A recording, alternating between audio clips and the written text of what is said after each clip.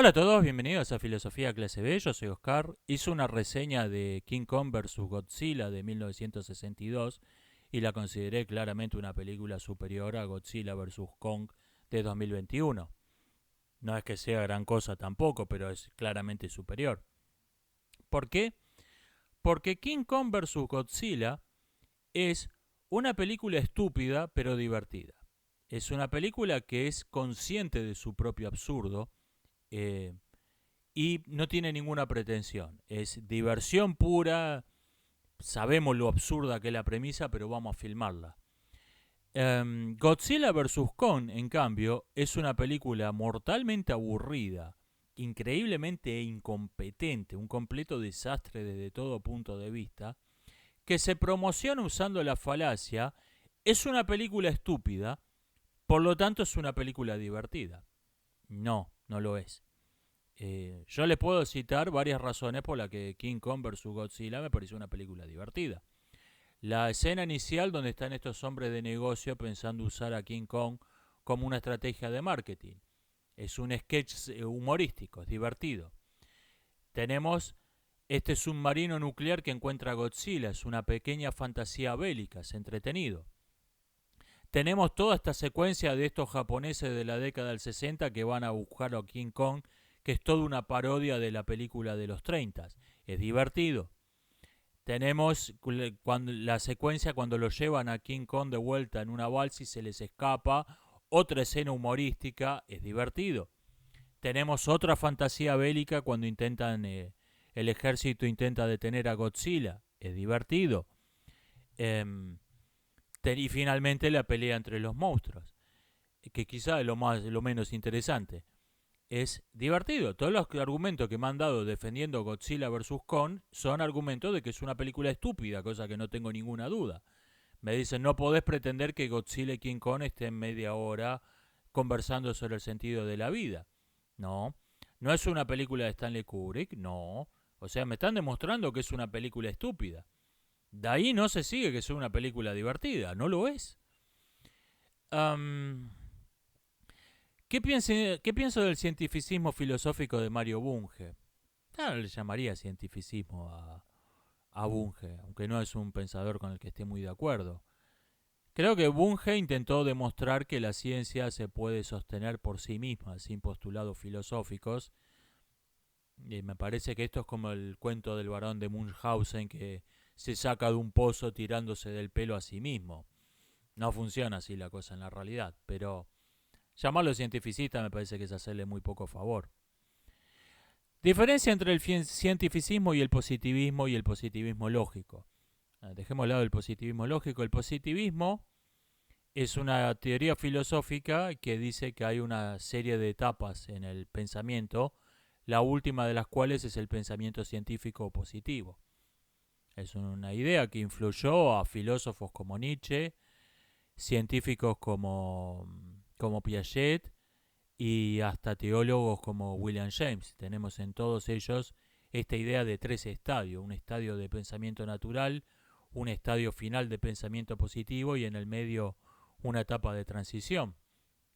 O sea, es un pensador muy influyente. El cientificismo, repito, se basa en la completa incomprensión, hasta el completo rechazo de los métodos de la ciencia. O sea, es un poco es lo contrario del positivismo, aunque se parezcan superficialmente.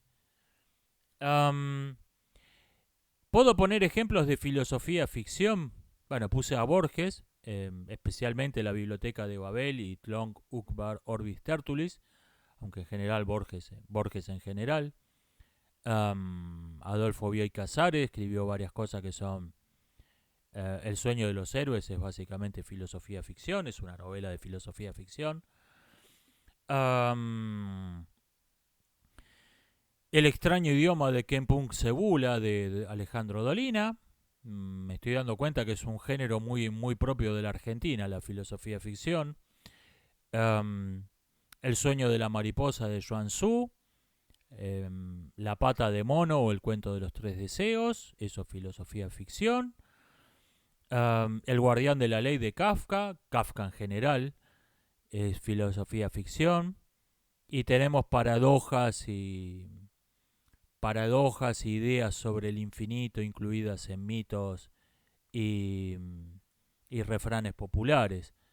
Eso vendría a ser la filosofía ficción. Creo que con esos ejemplos creo que se puede captar la idea general del género. Em, ¿Qué diferencia la filosofía de la pseudofilosofía? ¿Cuál sería el criterio de demarcación comparable al que separa la ciencia de la pseudociencia? Yo creo que no hay un criterio de demarcación tan clara porque la filosofía no es algo tan claramente definido como lo que es la ciencia. Sí creo que tiene que reunir dos condiciones la verdadera filosofía. La verdadera filosofía no es dogmática, no hay dogmas de fe, todo está en discusión. Omnibus dubi, no me acuerdo cómo se dice, dudar de todo.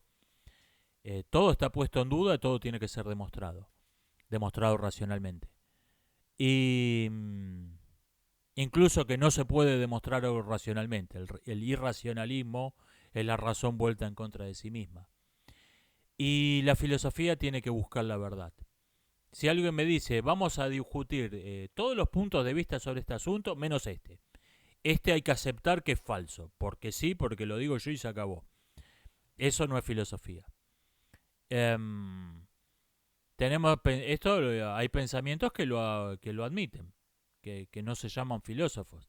Tenemos la Kalam en el marco de la religión islámica, tenemos la teología en el marco del cristianismo, que te dicen esto no es filosofía. Hay teología y hay filosofía. Son dos cosas distintas. ¿Por qué?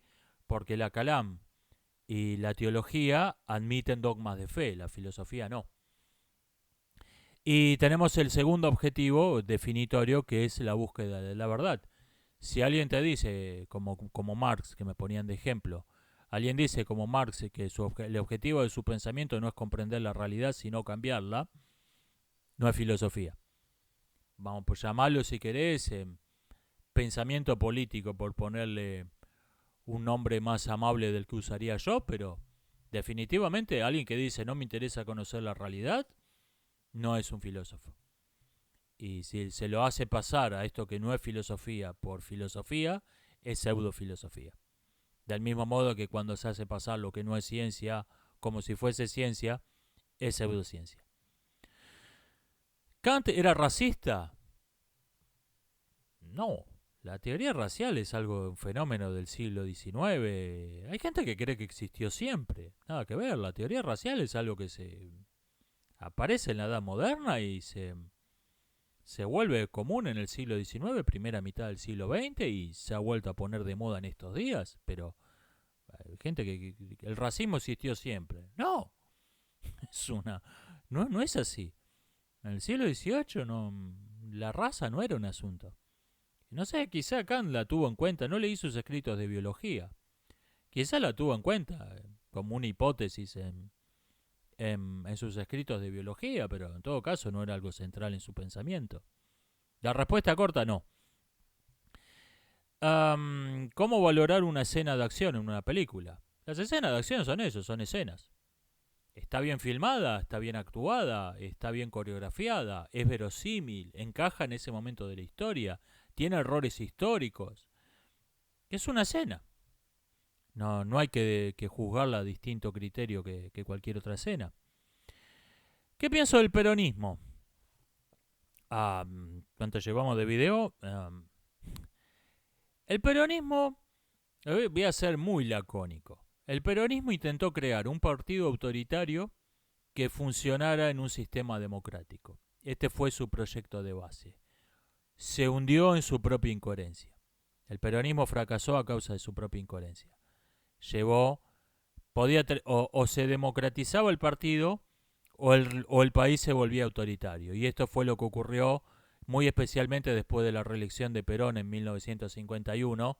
Argentina se convirtió claramente en una dictadura. Los modos en que había funcionado siempre el partido peronista se extendieron al sistema político. Pasó a gobernarse como se gobernaba el partido, pasó a gobernarse el país. Y no podía ser de otro modo. Esto era una falla, o sea, no es que bueno, falló porque se contaminó la idea esencial. No, falló porque la idea esencial era mala. La idea esencial era una mala idea. ¿A qué filosofía suscribo? Hoy en día somos todos eclécticos quien más, quien menos, de distintas cosas. Agarrando un manual de historia de la filosofía, a lo que más me parezco es a la escuela de Antístenes en la antigüedad. O sea, sería un cínico en el sentido filosófico del término, básicamente. ¿Qué pienso de la eugenesia? Vea, dejando de lado la obvia inmoralidad de la eugenesia, no voy a tocar ese tema, voy a decir algo que no es obvio. No es que no sea inmoral la eugenesia, pero voy a decir algo que no es obvio. Al margen de ser inmoral, es una idea que es propia de una civilización decadente. Cuando una civilización está en su esplendor, está en su desarrollo, está en su edad de oro, practica una especie de eugenesia natural, una especie de eugenesia no planificada, no intencional. Simplemente le sale. En una sociedad que está en su esplendor, los héroes guerreros, los grandes pensadores, los artistas admirados, los grandes atletas, son gente prestigiosa, por lo tanto, gana buen dinero, tiene acceso al poder y son admirados, seducen a las personas del otro sexo. Por lo tanto, reciben propuestas amorosas a diario. Esto lleva a que dejen una descendencia, legítima y legítima, no viene al caso, dejen una descendencia mayor que el común de los mortales. ¿Se propone esto mejorar el ganado humano? ¿Se propone esto crear una raza superior? No, pero eso es lo que ocurre. En las sociedades que están en su periodo saludable, en las sociedades saludables también, los peores, los criminales, son encerrados en cárceles o en loqueros, separados de los miembros del otro sexo, por años, enviados a picar cascotes al desierto, o simplemente ¿esto se propone impedir la reproducción de los peores individuos? No, pero eso es lo que ocurre. Entonces, ¿qué pasa? Cuando alguien va en esa sociedad a decir deberíamos seleccionar, guiar la reproducción de la humanidad para crear una raza superior, que por ejemplo lo propuso Schopenhauer a principios del siglo XIX, no es que la idea fuese nueva, le van a responder, para empezar, eso implica un estado totalitario que literalmente se te meta en la cama, literalmente. Y segundo, todos sabemos lo maravillosamente bien que funciona todo lo que está administrado por el Estado. Mientras que el libre mercado sexual naturalmente tiende a mejorar la especie. Entonces, ¿para qué vamos a hacer algo tan antipático, tan obviamente inmoral, y que además probablemente funcione mucho peor que lo que estamos haciendo naturalmente? Entonces la idea es rechazada. La cosa cambia en las sociedades decadentes. ¿Por qué? Porque en las sociedades decadentes son los mejores individuos los que son encerrados, asesinados o condenados, convertidos en parias. Y lo peor, así como se exhiben latas de excremento, se exhiben en una galería de arte, toda clase de inmundicia humana son promocionadas, tienen el mes de ser admirados en el calendario oficial, son puestos en los museos, son puestos en cargos públicos, ganan dinero. Entonces, para contrarrestar esa eugenesia negativa que está ocurriendo naturalmente, aparece la idea de el Estado debería haber una eugenesia reglamentada, controlada con el Estado, que probablemente acelere todavía mucho peor la degradación de la estirpe que está ocurriendo naturalmente. Es otra forma de la decadencia. Si quedara atrapado en un bucle en el tiempo, ¿qué me gustaría hacer? Cualquier cosa sería una tortura. No sé, una orgía con las 10 mujeres más hermosas del planeta. En un año estaría harto. 4 años. Estaría totalmente harto. La experiencia más placentera del mundo, repetida 1000 veces, es una tortura. Y voy a ir cortando por acá. Nos estamos viendo. Hasta la próxima.